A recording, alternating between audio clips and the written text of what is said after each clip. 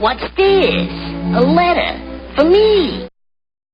Welcome back to another episode of Through the Mail Thursdays. Remember the great sports. I have 3 envelopes that I'm going to share with you today on the video. Two of them are postmarked from Texas, and the third, I already know who it is because he was nice enough to put his return address, and that is former Major League catcher Henry Foils. So we will start with Mr. Foils, and I'm going to be very careful to open this envelope because I want to preserve it with that sticker on there. And pulling it out, we have 3 of 3. One is a 1953 Archives,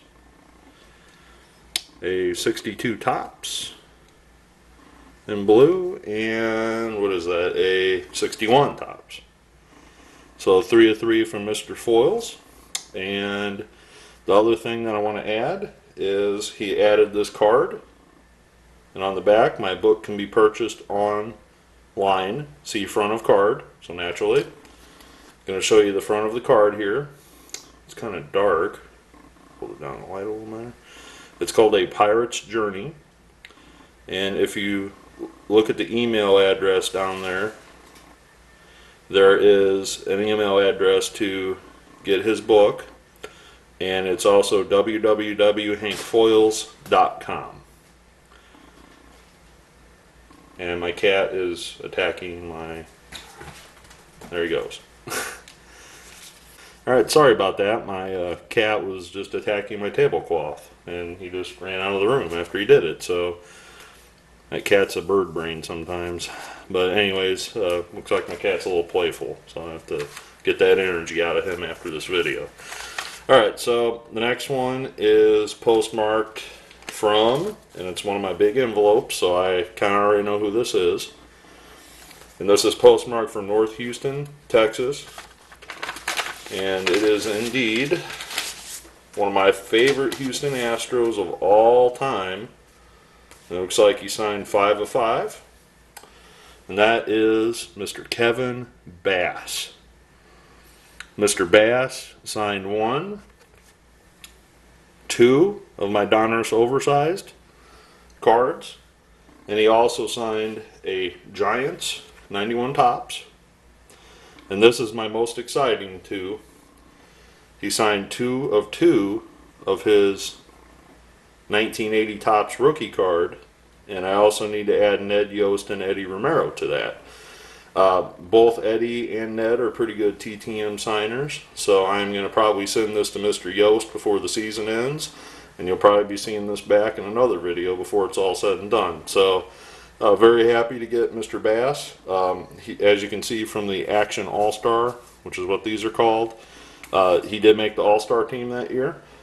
That's probably one of the few times that he did. I don't know my correct math, but I know he at least did that year. And in that season, he batted .284 with 19 home runs, or he batted .311 with 20 home runs. One of those 2 years, but still a pretty good season. Mr. Bass played a long time. I want to say he played about 15 years in the majors with the Brewers, Astros, Giants, Mets, I want to say as well.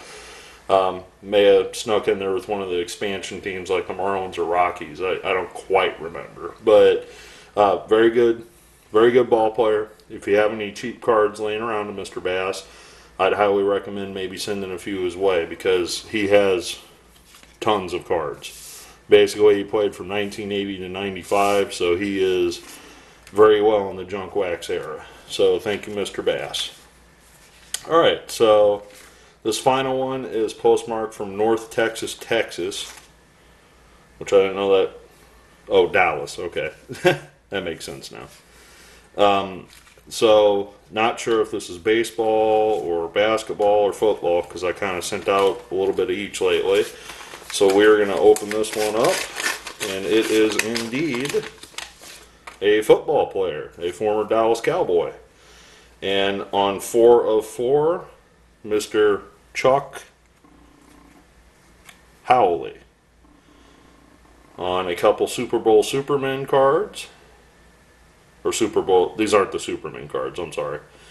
But Super Bowl MVP card and another Super Bowl Legends card. So Chuck was the MVP of Super Bowl V. He became the first non-quarterback to win the Super Bowl MVP. So that's a little piece of trivia there that I didn't realize.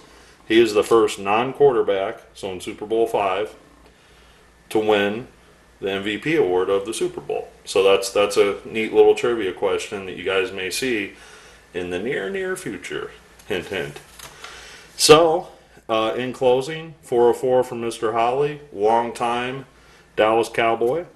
Let's see how many years he played. Doesn't say. It does not. But the Colts in the famous Super Bowl, that was when the Indianapolis Colts won with 5 seconds remaining by a field goal, winning 16-13. I don't know my Super Bowl trivia that well, but I almost want to bet that's the first time a losing team had an MVP of the Super Bowl as well. I'm just going to bank on that because there was only 4 before that. But they had to face up against Johnny Unitas, so I do know that much. So, in closing, thank you, Mr. Howley, for sending those. Thank you, Mr. Foils, for sending as well. And thank you, Mr. Bass, for also sending those back. Like I said, if you get a chance, check out Hank Foils' website there and order his book. I might be getting one myself here in the near future. Good Christmas present maybe. And I'm not sure if he'll sign it for you or not. I'm sure he would if you asked. But definitely check out his website if you get a chance and learn about the great journey that he took, being a Pittsburgh Pirate. So thanks for watching another episode. Look forward to seeing your comments below and stay tuned for another episode. Thanks.